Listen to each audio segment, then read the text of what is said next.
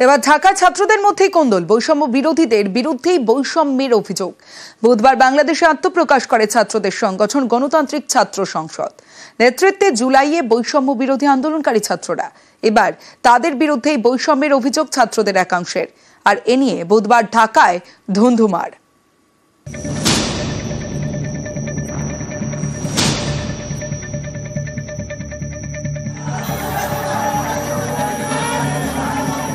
হাতাহাতি, ধস্তাধস্তি, ছাত্র বনাম ছাত্র। বুধবার ঢাকা বিশ্ববিদ্যালয়ে একেবারে ধুন্ধুমার।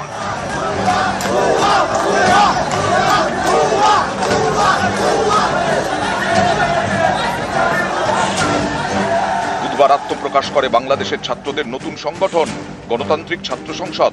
নতুন দলের নেতৃত্বে বৈষম্য বিরোধী ছাত্র আন্দোলনের নেতারা। জুলাই অভ্যুত্থানের যে শক্তি, জুলাই অভ্যুত্থানের শক্তি থেকে কিন্তু আমাদের আজকে এক নতুন ছাত্র সংগঠনের, নতুন স্বতন্ত্র ছাত্র সংগঠনের আত্মপ্রকাশ হয়েছে। আমাদের সংগঠনটির নাম বাংলাদেশ গণতান্ত্রিক ছাত্র সংসদ। গত জুলাই ছাত্র আন্দোলনে উত্তাল হয় বাংলাদেশ। বৈষম্যের অভিযোগ তুলে শেখ হাসিনার বিরুদ্ধে শুরু হয় আন্দোলন। সেই আন্দোলনকারীরা এবার নতুন সংগঠন করেছেন।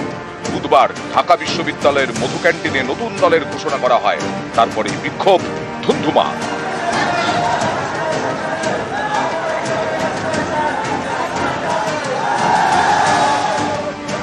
নতুন দলের কমিটি গঠনে বৈষম্য করা হয়েছে বলে অভিযোগ।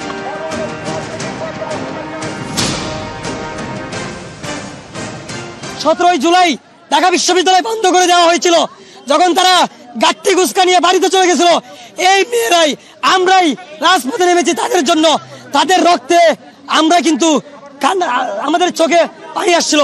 তাদের এটা সবসময় চিন্তা করা উচিত। আজকে বলতে চাই, আপনারা যে এরকম সিন্ডিকেট ভিত্তিক এবং এত সুন্দর করে সাজিয়ে আপনারা যে সংগঠন একটা উঠালেন, আমরা সেটাকে প্রাইভেট থেকে প্রত্যাখ্যান করছি।